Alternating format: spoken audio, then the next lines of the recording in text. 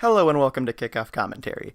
Today is day 2 of our 4-part series chronicling the teams of the brand new football league, the Alliance of American Football, the AAF. As always, today we're going to do 2 teams, one from the Eastern Conference, one from the Western Conference, the Birmingham Iron and the Salt Lake Stallions. Let's start with the Birmingham Iron. The Birmingham Iron play in Legion Field and are coached by Tim Lewis. Lewis was actually a player for the Green Bay Packers before he got into coaching. Much like Kevin Coyle yesterday, he has no head coaching experience, but that doesn't mean he lacks regular coaching experience. He's been coaching in some form or fashion since 1987, and coached in the NFL as a defensive coordinator or defensive backs coach from 1993 to 2015. Clearly, there's a certain way that he likes to coach football.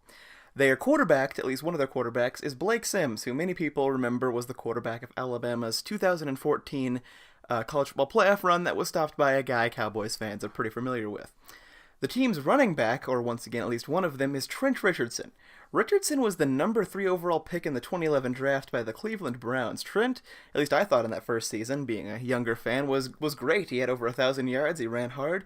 He seemed like just what the doctor ordered for the Browns. And then, early in the next season, they traded him. I remember everyone went crazy when this happened. They thought it was another classic Browns move. How could you trade Trent Richardson? You just drafted him. I mean, you got a first-round pick back, but what are you doing? You can't do that. If you were not one of those people, either you had great intuition, you watched a lot more football than I did at that time, or you are a liar. Because I remember the general public thought the Browns were just stupid for this move. I admit I thought it was the wrong move. Looking back on it, it was probably the right move because, as Trent Richardson showed, he didn't have the best ball carrier vision. And a final notable player for the Iron is kicker Nick Novak, who was a journeyman kicker in the NFL from 2005 through 2017.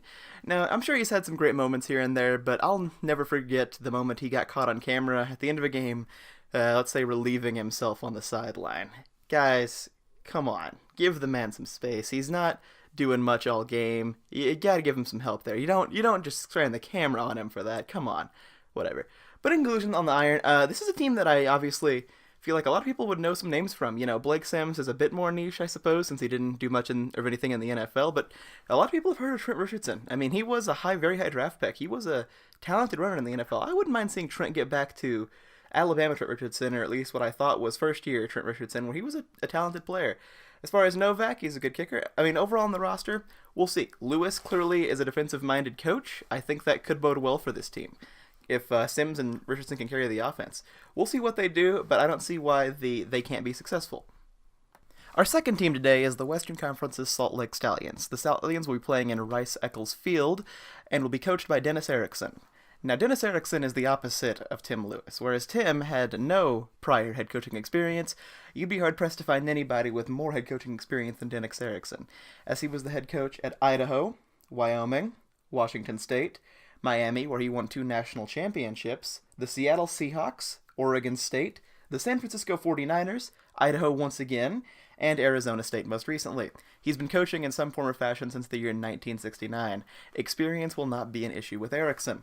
His team is quarterbacked, at least again, by one of them, is Austin Allen, who I remember simply because he was one of the quarterbacks of the Razorbacks, their second Allen brother quarterback after Brandon, who I believe is a backup with the Los Angeles Rams. In addition to this, they have running backs Matt Asiata and Brandon Oliver, who spent time in the NFL, Asiata with the Vikings and Oliver with the Chargers. I'm going to be honest, I don't really have a strong read for this team. Not very many of the players on the roster have much NFL experience or even college experience that I would remember all that well. That doesn't mean that they can't be successful, though. I mean, I didn't know a lot of players that were really good up until they came out of nowhere. I mean, I didn't know who Adam Thielen was up until he did well with the Vikings, you know? It can happen. Tom Brady, 6th round. Not saying that it will happen for the Stallions, but I'm certainly not saying it's impossible.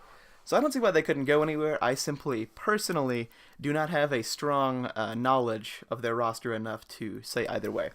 And that was today's teams. What do you guys think of the Stallions? What do you guys think of the Iron? Will one of these teams be the ones you support in the league?